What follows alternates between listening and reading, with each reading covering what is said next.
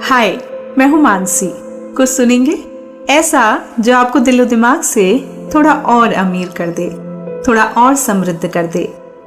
आज की कहानी का शीर्षक है लहरों की बांसुरी और इसके लेखक हैं सूरज प्रकाश। अभी वॉशरूम में हूँ कि मोबाइल की घंटी बज रही है। सुबह सुबह कौन हो सकता है, सोचता हूँ और घंटी बजने देता हूँ। पता है जब तक तौलिया बांधकर बाहर निकलूंगा घंटी बजना बंद हो जाएगी। घंटी दूसरी बार बज रही है, तीसरी बार, चौथी बार बजने देता हूँ। बाद में भी देखा जा सकता है किसका फोन है। बाहर आकर देखता हूँ अंजलि का फोन है। कमाल है, अंजलि और वो भी सुबह सुबह। उनसे तो बोलचाल ही बंद हुए महीना भर होने को आया। फोन मिलाता हूँ। हेलो, आज सुबह सुबह सब ठीक तो है ना? मेरी हेलो सुने बिना ही सीधे सवाल दागा जाता है। इतनी देर से फोन क्यों नहीं उठा रहे? बताता हूँ नहा रहा था भाई, और मैं नहाते समय अपना मोबाइल बाथरूम में नहीं ले जाता। डोमेस्टिक एयरपोर्ट पहुंचने में आपको कितनी देर लगेगी? मैं हैरान होता हूँ। अंजलि और मुंबई एयरपोर्ट पर? मैं कारण चाहता हूँ लेकिन वही सवाल दोहराया जाता है। डोमेस्टिक एयरपोर्ट आने में आपको कितनी देर लगेगी? मैं बताता हूँ ट्रैफिक न मिलने पे 15 मिनट, नहीं तो आधा घंटा। तो आप एक काम कीजिए, 3 दिन के लिए कैजुअल से कपड़े एक बैग में डालिए, गाड़ी निकालिए और मुझे आधे घंटे बाद डोमेस्टिक एयरपोर्ट A1 के अराइवल गेट पर मिलिए। अभी फ्लाइट लैंड हुई है, तब तक मैं भी बाहर आ ही जाऊंगी। मैं हैरान हो जाता हूँ। आप सुबह सुबह बंबई में कैसे? मेरी बात सुनी नहीं जाती। अंजलि अपनी बात दोहराती है, मैं वेट करूंगी। मैं सोच में पड़ गया हूँ। अंजलि बंबई आई हैं, अभी फ्लाइट से उतरी भी नहीं है, मुझे एयरपोर्ट पर ही बुलाया है और 3 दिन के लिए कैजुअल कपड़े भी डालने के लिए कह रही हैं। पता नहीं क्या है उनके मन में। याद करता हूँ कल ऑफिस की एक जरूरी मीटिंग में मेरा होना बेहद जरूरी है। देखें, ये तो अंजलि से मिलने के बाद ही पता चलेगा कि वे क्या चाहती हैं। मैं फटाफट तैयार होता हूँ।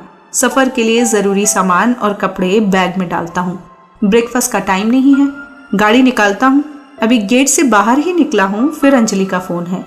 गाड़ी एक तरफ खड़ी करके पूछता हूँ, अब क्या है? वे पूछती हैं, कहाँ तक पहुँचे? मैं बताता हूँ, अभी गेट से बाहर ही निकल रहा हूँ।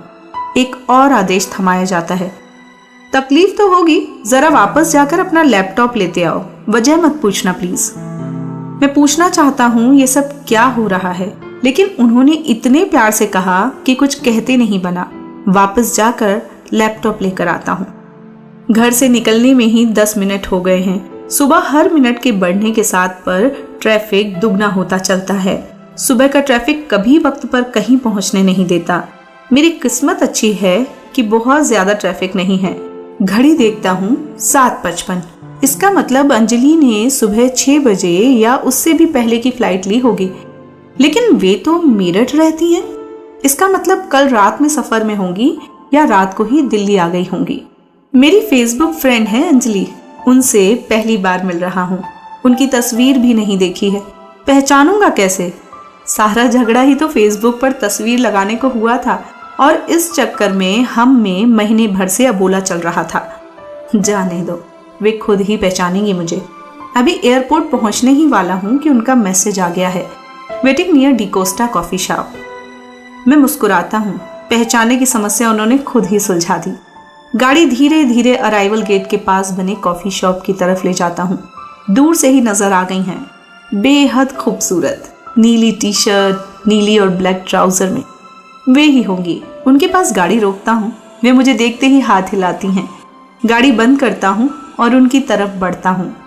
वे तपाक से मेरी तरफ बढ़ती हैं, हंसते हुए कहती हैं, वाह डैशिंग, और उन्होंने मुझे हौले से हक किया है। मैं मुस्कुराकर उनके दोनों हाथ दबाता हूँ। वेलकम अंजलि। वे हंसते हुए मेरे हाथ देर तक थामे रहती हैं।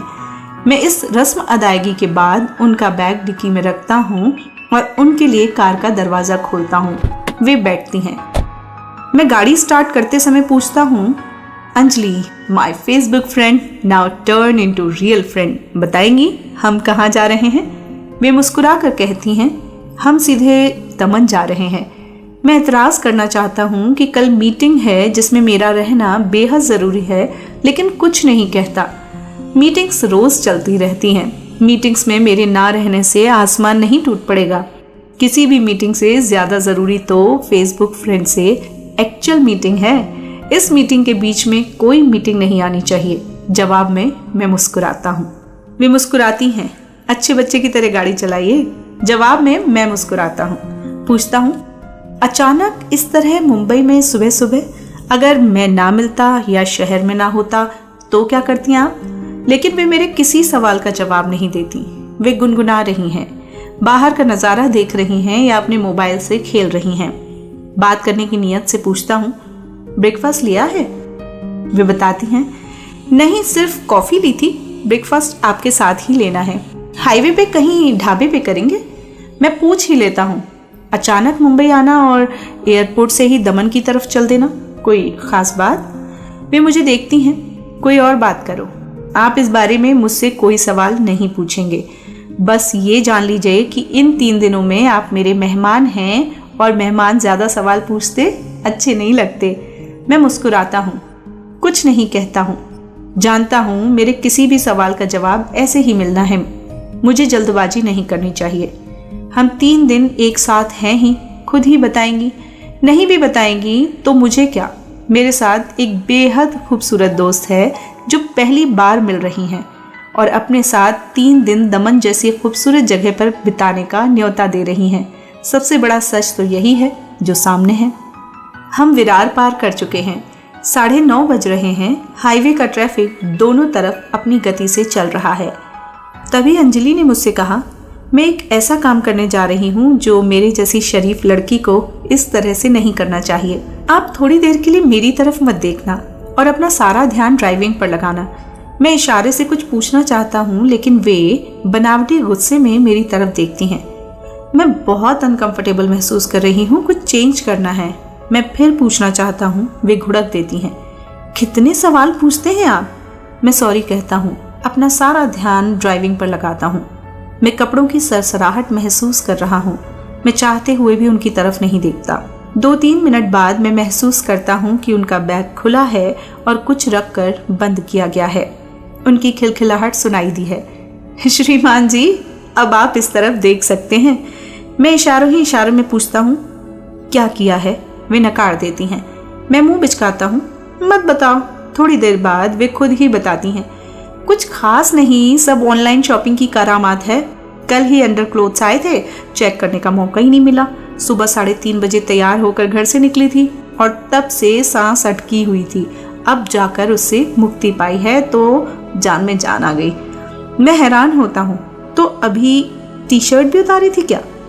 वे मासूमियत से जवाब देती हैं, आप बुद्धू हैं, उसके बिना वो कैसे उतारती? मैं बनावटी गुस्से से कहता हूँ, कमाल करती हैं आप। हाईवे पर चलती गाड़ी में आगे की सीट पर बैठे हुए इस तरह से कोई ड्रेस चेंज करता है? आप कैसे कर पाई? वे हंसती हैं, वेरी सिंपल। पहली बात आपसे पूछ के किया। दूसरे, हमारी गाड़ी इस समय कम से कम 100 की स्पीड से चल रही है। किसी गाड़ी ने हमें ओवरटेक नहीं किया और किसी ने नहीं देखा। तीसरे, सामने से जो गाड़ियां आ रही हैं उनमें बैठे लोगों को सेकंड का 10वां हिस्सा मिला होगा ये देखने के लिए कि मैंने अपनी टी-शर्ट उतार कर फिर पहनी है। वे गाड़ी वाले वापस आकर एक्शन रिप्ले देखने से रहे। यहाँ मामला कब का निपट चुका है। यहाँ तक कि आप जो कि मेरे इतने नज़दीक बैठे हैं, कहाँ देख पाए कि मैंने क्या किया? मैं ना बताती तो? मैं हैरान होता हूँ कि मेरठ जैसे परंपरागत शहर में रहने वाली अंजलि इतनी बोल्ड हो सकती है। जानता हूँ मेरे अगले सवाल का जवाब भी दुधारी तलवार की तरह ही दिया जाएगा। बात खत्म हो जाने देता हूँ। तभी अंजलि ने मुझे गाड़ी किनारे रोकने के लिए कहा। मैं इशारे से पूछता हूँ, क्या है अब? वे झिड़कती हैं, कहा ना गाड़ी रोकें। मैंने गाड़ी किनारे लगाई है।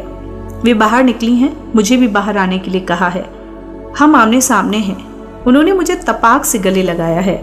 मैं इस अचानक प्यार भरे हमले से घबरा गया हूँ। समझ नहीं पा रहा हूँ ये क्या दीवानापन है। कुछ तो सोचें, कहाँ क्या कर रही हैं, कहाँ कर रही हैं और क्यों कर रही हैं। अजब पागलपन है इस महिला में, सारे अंदाज निराले। वे तर्क देती हैं, इतनी तेजी से आती जाती गाड़ियों में बैठे लोगों को क्या परवाह और किसकी परवाह कि कौन क्या कर रहा है। मेरा मन था कि जब हम मिले तपाक से गले मिलकर मिले। एयरपोर्ट पर तो हो नहीं पाया तो यहीं सही। इस बार भी मेरे पास उनकी बात का कोई जवाब नहीं था।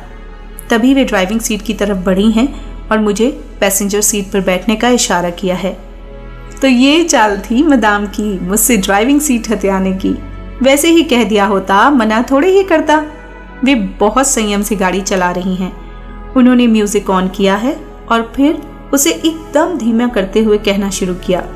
मुझे पता है इस समय मुझे लेकर आपके मन में बहुत से सवाल जमा हो रहे होंगे। आप डर भी रहे होंगे कि मैं आपके अगले सवाल का जवाब भी गोलमाल ही दूंगी। क्यों, है ना ऐसा? पूछा है उन्होंने। मैंने इतनी देर में पहली बार उनकी तरफ ध्यान से देखा है। वैसे भी ड्राइविंग करते समय साथ वाले को इतने ध्यान से देखने का मौका ही कहाँ मिल पाता है। बेहद खूबसूरत अंडाकार चेहरा, कंधे तक लहराते खुले बाल, कंधे एकदम तने हुए जो आत्मविश्वास से ही ऐसे हो सकते हैं। शानदार सुगठित देह यष्टि जिसे बार बार मुड़कर देखने को जी चाहे। सही कहा गया है कि महिलाएं पुरुषों की निगाहों के बारे में अतिरिक्त रूप से सजग होती हैं। सामने सड़क पर देखते हुए भी उन्होंने इस तरह से मेरा देखना ताड़ लिया है। झट से पूछ भी लिया, क्या देख रहे हैं इतनी देर से? आपकी नीयत तो ठीक है ना जनाब? मैं इतनी देर में पहली बार खुल के हंसा। मेरी नीयत को क्या होना जी, हम तो आपके मेहमान ठहरे, जो भी रूखा सूखा मिलेगा गुजारा कर लेंगे। हंसी है अंजलि। बड़े आए रूखे सूखे खाने वाले।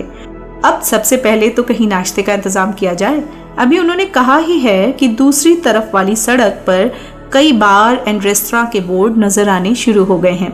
वे खुश हो गई।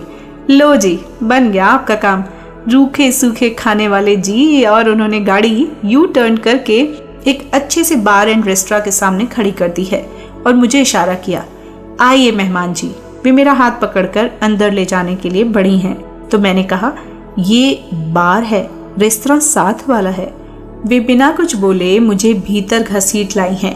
वेटर के आते ही उन्होंने बिना मेन्यू कार्ड देखे स्ट्रॉन्ग बियर का ऑर्डर दिया है और कहा कि नाश्ते में कुछ भी जो एकदम गर्म और ताज़ा हो ले आओ फटाफट, पहले एक बियर लाना। मैं अंजलि के चेहरे की तरफ देख रहा हूँ। किस धरती की प्राणी है ये, कुछ तो नॉर्मल करे।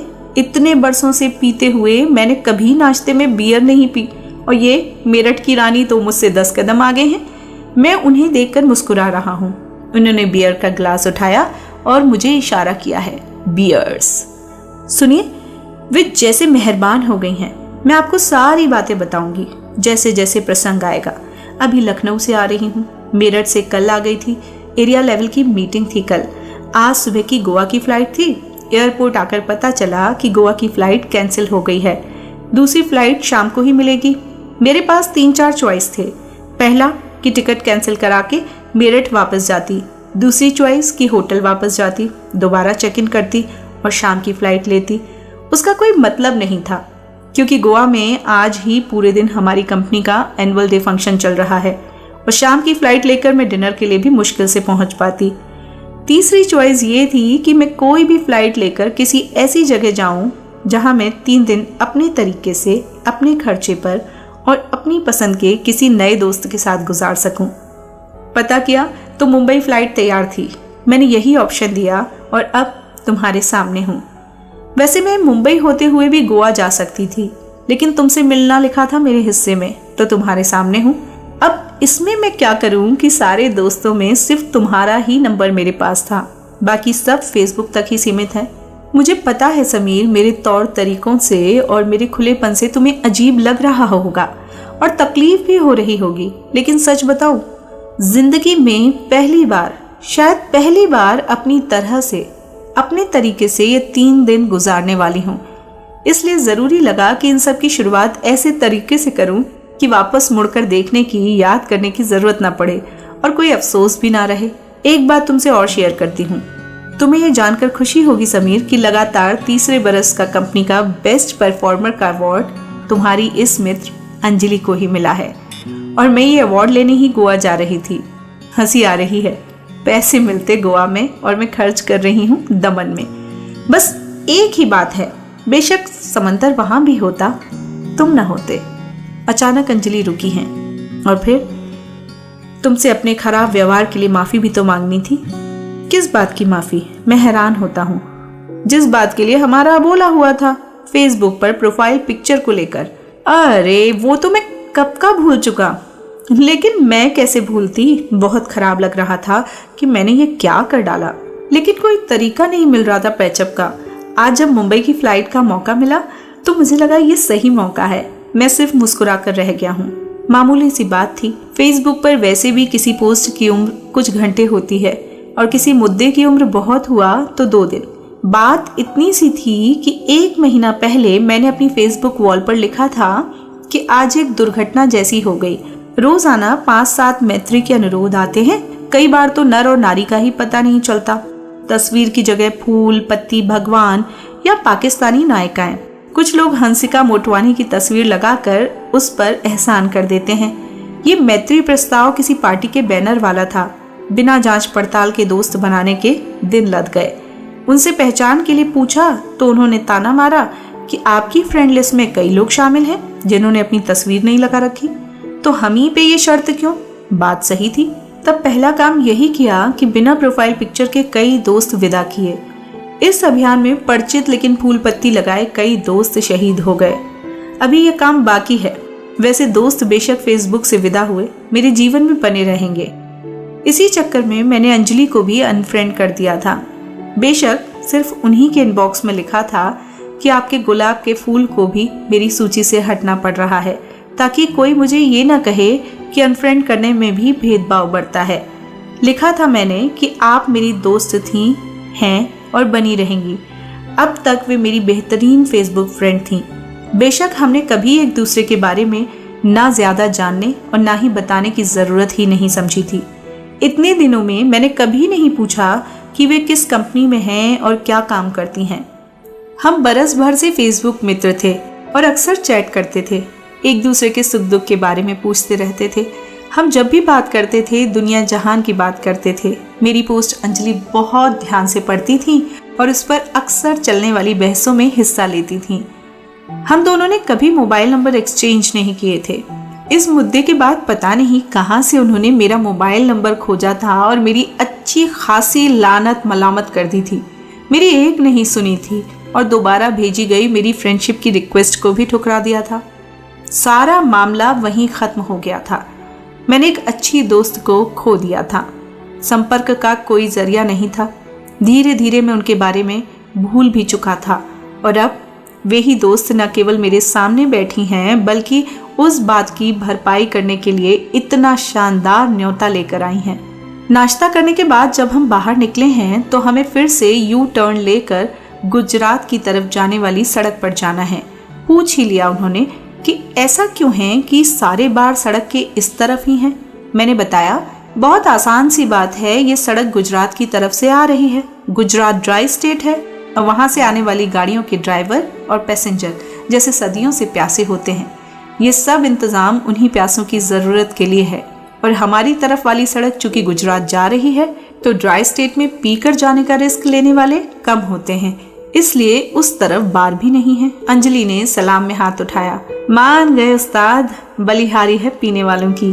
गाड़ी अंजलि ही चला रही हैं। मैं अचानक सोच में पड़ गया हूँ। अंजलि की तरफ देख रहा हूँ। लगातार तनाव में हूँ। मेरे साथ एक युवा, बिंदास और अपनी तरह से भरपूर जिंदगी जीने वाली महिला है जो 3 दिन की छुट्टी मनाने के लिए अपने साथ मुझे लेकर आई हैं। हम बेशक फेसबुक पर एक दूसरे को जानते रहे हैं, लेकिन आज अचानक पहली बार मिल रही हैं। महीने भर से चल रहे अबोले को खत्म करने यहाँ चली आई हैं। समझ नहीं आ रहा कि अंजलि ने क्या सोचकर अपनी इस यादगार ट्रिप के लिए मुझे चुना है। 3 घंटे पहले तय किया और बिना सोचे समझे चली आई। मैं ना मिलता या मुंबई में ही नहीं होता तो एक साथ 3 दिन और 3 रात रहना।